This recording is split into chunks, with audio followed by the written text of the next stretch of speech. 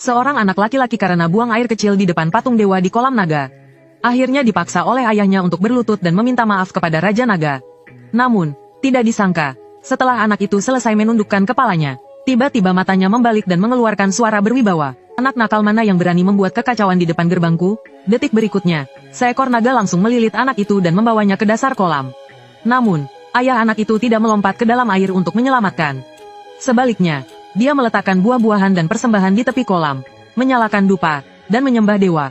Kemudian, pada tengah malam, dia menyembelih 1 babi dan 3 kambing, dan menaruhnya dalam sebuah peti batu. Setelah itu, dia menutupinya dengan kain sutra kuning yang dihiasi naga dan burung phoenix.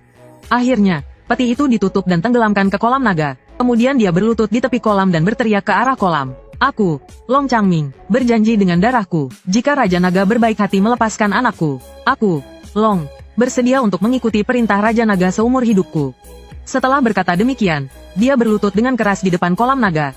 Dia membungkukkan badan 3 kali dengan keras. Tiba-tiba, terdengar suara besar dari dasar kolam naga. Suara itu mengguncang lumpur di tepi kolam, membuatnya jatuh ke dalam air. Kemudian, kabut putih mulai muncul di permukaan air. Angin dingin bertiup keluar dari dalam kolam naga. Melihat itu, pria itu tetap tenang. Dia melepaskan cambuk kilin dari pinggangnya, lalu memukul permukaan air 2 kali. Ombak berwarna putih keperakan langsung muncul di permukaan air. Tidak lama kemudian, tubuh anak itu mulai mengapung dari dasar kolam. Namun, wajahnya pucat, tubuhnya bengkak, dan tubuhnya dipenuhi bercak merah.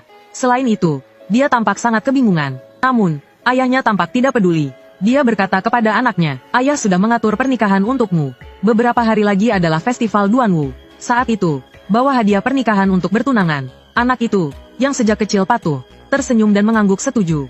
Tidak terasa, tibalah hari festival Duanwu. Pria itu membawa anaknya dan hadiah pernikahan ke tepi kolam naga. Setelah melemparkan hadiah ke dalam kolam, dia mengeluarkan sebuah surat pernikahan berisi tulisan kuno dan mulai membacanya. Setelah selesai membaca, suara naga terdengar dari dalam kolam.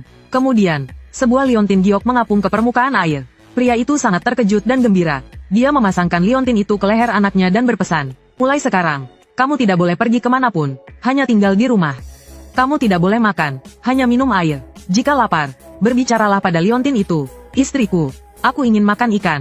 Nanti malam, seseorang akan mengantarkan makanan untukmu. Ketika kamu mencapai usia 20 tahun, kalian berdua dapat resmi menikah."